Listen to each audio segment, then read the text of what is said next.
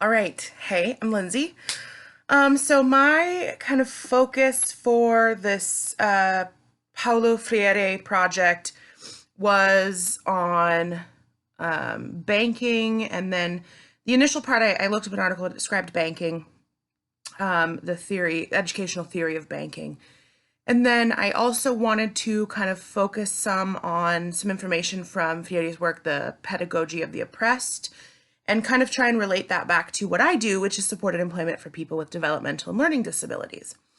So I elected to speak to a friend of mine from who I met in my undergraduate work, who's a corporate recruiter for a local technology firm here in Seattle, a fairly large technology company here in Seattle, mostly doing software development and things like that. So she's got a perspective on employment that's different from mine because she works on the recruiting side for a pretty high end, that's probably not the right term, but recruiting for positions that really require a lot of technical information and training, whereas a lot of my clients are looking to get into work that's fairly entry level. So I thought her perspective on employment and recruiting and hiring practices and all of that would be really valuable as when I'm trying to relate this back to employment. The Like I said, the two main things that I focused on were the banking theory and some of the primary tenets from Freire's Pedagogy of the Oppressed. I did find a summary article on The Educationist, which I found really helpful, a summary of that book, which I found really helpful. So when I met with Nicole, we essentially went through both pieces. I went through the article that I had selected on banking with her, and then I went through some of the high points of the pedagogy of the oppressed with her. And then we talked a lot about how those theories are prevalent in human resources and in hiring practices kind of across the board. It was surprising to me to see how similar hiring practices were between like her hiring practices for her company and the ones that I encounter in like entry level positions in retail and restaurants and those kinds of things with some of the clients that I support. So I'm going to go through and kind of provide a little bit of a summary with just the basic information that we worked from, and then kind of discuss what we came across and what we saw as important change that could be made based on Freire's ideas that would improve hiring practices for people with disabilities and for neurotypical people as well. So I'm going to start with the pedagogy of the oppressed. Some of the primary tenets that really stuck out to me were manipulation and then the idea of the oppressed consciousness. So under manipulation, Freire discusses pretty heavily the idea that in a situation where you have a group of oppressors and a group of oppressed people, the oppressors will do whatever they can to manipulate the oppressors into believing that their existence is not one of oppression. So by providing them small things that are beneficial, Freire uses the example of welfare programs, it distracts them from what's really the cause of the majority of their issues. Kind of the idea of, throwing a dog a crumb so that they don't think that they're starving. This was something that really struck me because I feel like, and Nicole and I talked about this too, and it's not just the disability community, but oppressed communities in general, oftentimes are told, well, here's this thing that happened, so you shouldn't be upset about this. An example I can think of would be with people of color, right? People of color are told, well, we've had a black president, so, racism can't be that big of a deal because we elected a black guy to office twice. And the reality is that you step back from that and you go, we've been a country since 1776. We've had how many presidents, right? 47 or whatever. And one of them was black. One of 47 is not equality. But the oppressor would like the oppressed to believe that because they've been given this small, fairly insignificant gift or benefit that they're equal, and that is kind of this manipulative aspect of that relationship. With people with disabilities, I see really often that, especially in employment, that people with disabilities are kind of saying, oh, well, you have a job, you're employed, Why are you upset about it? People with disabilities aren't, locked away in sheltered workshops everywhere anymore. So why are we still advocating for these support systems and this employment? Because it's happening. Well, on one hand, that's kind of true, right? People with disabilities are being employed more and more regularly across the nation and across the world. But then on the other hand, they're severely underemployed. They're working 2 hours a week, 4 hours a week. There are still places all across the United States where companies can apply for and be given approval by the state government to pay people with developmental and learning disabilities below minimum wage by claiming that they're only performing a certain percentage of the job. So there's still oppression there, right? That oppressor-oppressed relationship is still manipulating the oppressed community, the disability community, into thinking that they're equal because they've been given a sliver of what would actually be an equitable piece of the pie, right?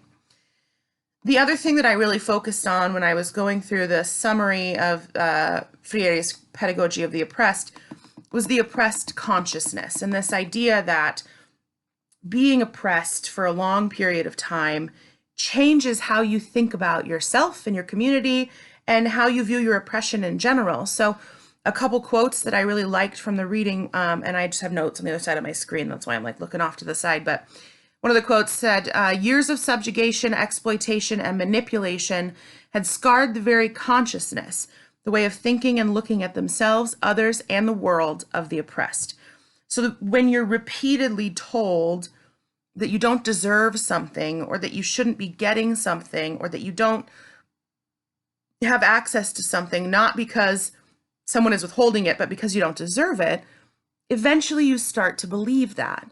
And breaking down that barrier for people who are in oppressed communities can be more difficult than actually ending the oppression, right?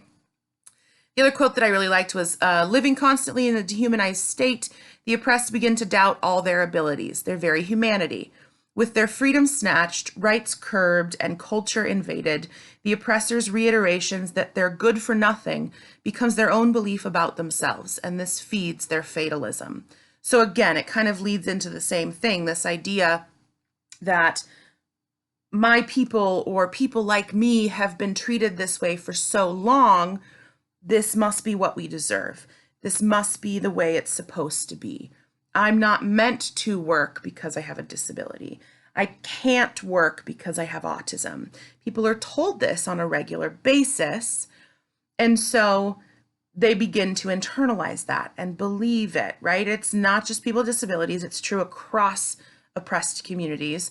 People of color are just led to believe that they're less deserving of equal rights. Women are led to believe that they deserve to be catcalled or harassed on the street because women just are catcalled and harassed on the street.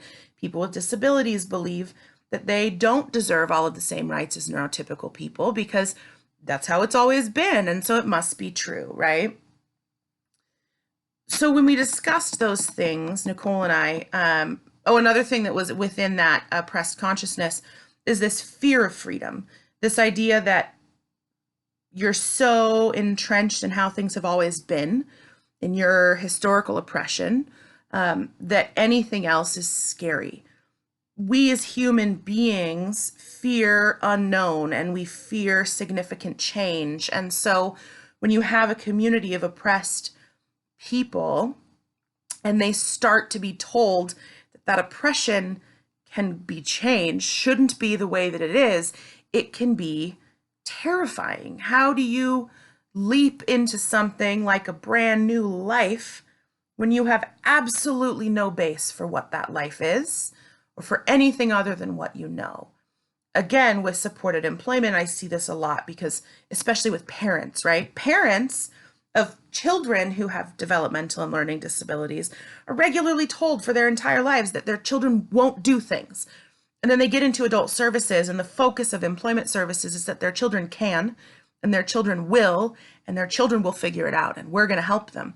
And that is a huge shift to make. So Nicole and I discussed a lot about employment for people in general, this idea that you deserve something and that you should get a job that you're applying for. And she sees it a lot with people that she recruits and interviews, people lying on resumes about things that aren't even necessary. She actually gave me an example. She said the other day she interviewed somebody who had a fantastic resume. He did great in his interview. She gave him a conditional offer of employment. And then she went to go and follow up on all of his references and things, and to confirm like degrees and things that he claimed on his application, on his resume. And she discovered that he said he had a bachelor's degree and he didn't. And the position he was applying for didn't even require a bachelor's degree. So if he hadn't put on his resume that he had a bachelor's degree that he didn't have, he still would have gotten the job. She didn't hire him because of his degree. She didn't hire him because he was great and he had a degree. She hired him because he was great and he was qualified for the position with or without the degree. But because he lied on his resume, because he did not feel that his own merits and his own value made him worthy of the position that he was applying for, he ended up not getting the position. And so we have this idea that we are not good enough for what we're doing, or that we are not prepared enough for what we want. And it prevents us from actually getting what we want or getting what we actually deserve, because we keep ourselves so closed in and so stuck in what we think we are and what we think we deserve and what we've been told, right? By the oppressors, by society, by everybody else. You can't have a good job unless you go to college. You're never going to get a job if you have Down syndrome. You're never going to walk if you have cerebral palsy. You're never going to whatever, right? And so that kind of feeds into this idea of the consciousness of the oppressed, that we're so incredibly impacted by our oppressors or by the people that are telling us we can't do something, that we begin to believe it, and then we begin to exist in that space. And it often, kind of bites us back when we try and get out of that space. The next thing that kind of fed in from the pedagogy of the oppressed and tied into the banking theory of education was a concept of education that consists of like monologues and just implanting information into students. So the theory, Freire's theory of banking is essentially that educational systems are designed so that teachers become a talking head, right? It's monologic, and they just talk at students, and students are expected to just be receptacles. Freire says that this theory of education and this approach to education is dehumanizing. It treats the student simply as a receptacle for information rather than as a living, breathing human being who actually has needs and wants and desires and ability to learn, but might not necessarily learn the way that you want them to. He argues that it's designed to make students passive receptors and allows systems, oppressive systems, to essentially force people to adapt and fit into their existing oppressive reality.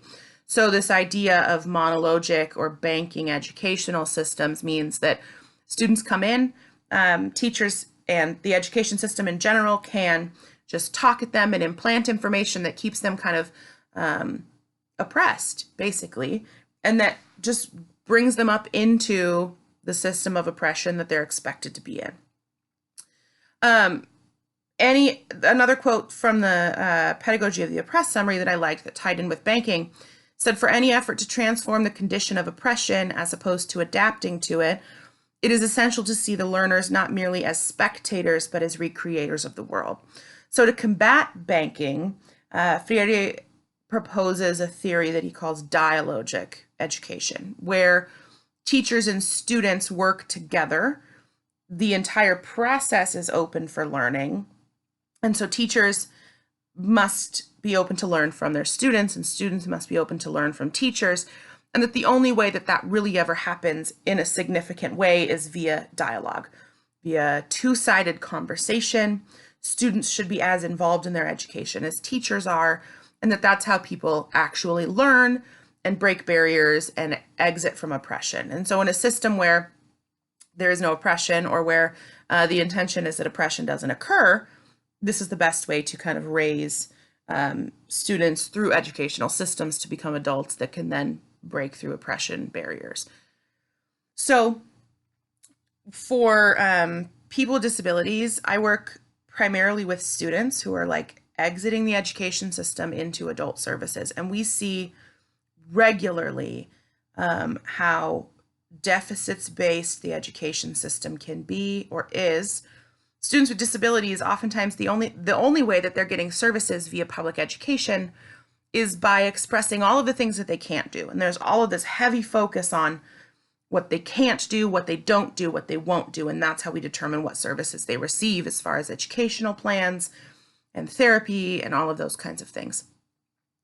And by setting this system up, students with disabilities are graduating out of public school systems, entrenched, fully surrounded by all of the things they can't do. They've been told for the last 21 years of their lives all of the things that they can't do. And they come into adult services and specifically employment services with me. And my goal is to find all of the things they can do. And it's an almost impossible shift. And so how do we change that system, that educational banking system, right, to turn it around so that it's dialogic, so that there's focus on positive learning and positive reinforcement and what we can do, excuse me, and what we can say and how we can be successful, so that when students get to the adult services, they aren't, so beaten back by all of their faults that they're unable to see all of the positive things about them and all of the things that they can do. And when discussing this with Nicole, what we came up with is designing an educational system where students maybe take assessments or do things to kind of bring to light deficits, because you want to know where students need support and where they have room for improvement and growth.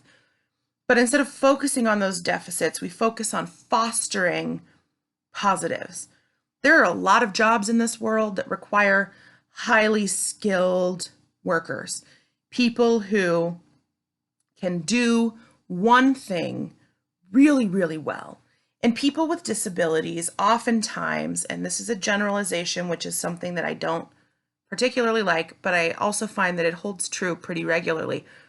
People, especially people with developmental disabilities like autism or Down syndrome, oftentimes have very specific interests and very high levels of focus for those interests and not much else. And so if somebody who has autism, who loves trains, can spend their educational life focusing on that ability, focusing on learning about trains, fixing trains, working with trains, focusing on the positives, the things in their personality, the things in their cognitive functioning skill set that they have the capability to be exceptional at. How much different would it look when they graduate with this highly skilled bag of tools, right? That they can go to an employer and they can say, I may have a disability, but outside of that disability, I also have an extreme amount of knowledge about trains. And I can fix trains, I can drive trains, I can clean trains, I can work with trains, I can tell people about trains, I can work in a train museum, I can do anything you want me to with this train, right? And then maybe the employer comes back to them and says, that's fantastic, we're so excited you have all this knowledge, you need training. Okay, great. So let's figure out how to get them into trade school programs or community college programs or bachelor's degree programs that they can actually succeed in, where they can focus on the things that they know, on the things that they know they're going to be good at, on the things that they have high levels of interest in, so that we can focus on all of those positives and the benefits and the things that they can do, rather than spending so much time saying, you can't, you can't, you can't, you can't, you can't, you won't, you won't, you won't, you won't, you won't, right? And then they're prepared to actually be employed in a way that not only affords them a positive life and gives them all of the benefits of employment, right? Financial and social and all of that, cognitive benefits of employment, but also allows them to be integrated in that community, to be a part of their own education, to be a part of the planning of what they're going to look at, to be a part of their training by figuring out what they need to do beforehand, right? And when we discussed this, Nicole and I both agreed that employers would be thrilled if there was a pipeline of highly skilled workers coming to them. You know, if all somebody wants to do is work in a grocery store, that's okay. So how do we get them to the place where when they graduate from school at 18 or 21, they're the best dang grocery store employee that's ever existed, right? Why can't we spend all of that time focusing on things that are going to benefit them in the long run, rather than just kind of pounding this square peg, round hole educational system where you're not good at this, so that's how you're going to get those services. You know, you've got a speech impediment, so that's how you're getting speech language pathology, and you've got a funny limp in your gait, so that's why you're getting physical therapy, and you can't ride a bus by yourself, and so that's how you're going to get occupational therapy. Why can't we provide all of those services to every student so that we can actually do assessment and focus on benefit and focus on skill and really produce people who are skilled and who are ready to be successful in the adult world? Employers from corporate perspectives, like Nicole, would be thrilled to get highly skilled, trained workers coming to them on a regular basis right out of school. And supported employment providers like myself would be thrilled to get clients who have focus and drive and training and are ready to go to work. And by working on both ends of that, on the school end and on the adult services end, and getting corporate employers on board to maybe go into schools and help do that training, there could be a lot of benefit for this oppressed group of people with disabilities. So overall, our conversation went well, right? We talked a lot about how to address oppression for minority groups, specifically people with disabilities, in relation to employment. But it also bled a little bit into discussion of people of color and women and single mothers and all of these other groups that tend to be oppressed when you're considering employment. But we really did focus primarily on people with disabilities. I think overall, I got a lot of information from Freire. I think I enjoyed hearing his ideas about educational systems, and this idea that oppression breeds oppression. And so I'm looking forward to exploring that a little bit more and maybe spending a little bit more time figuring out how to incorporate some of his systems ideas into my everyday practice.